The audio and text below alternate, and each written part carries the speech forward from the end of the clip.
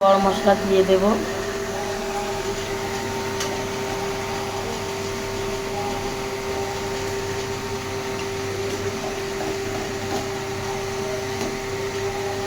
এখন নামিয়ে নেব।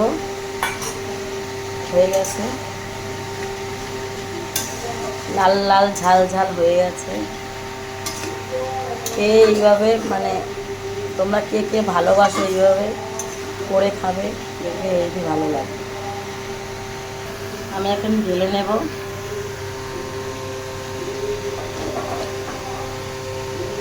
বুঝেছেন তো একার হাতে।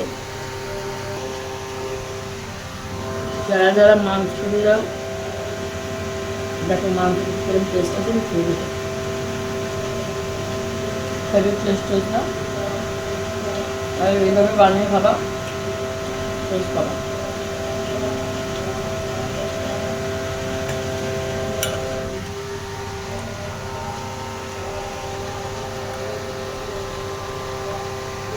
আলুটাও গলে গেছে।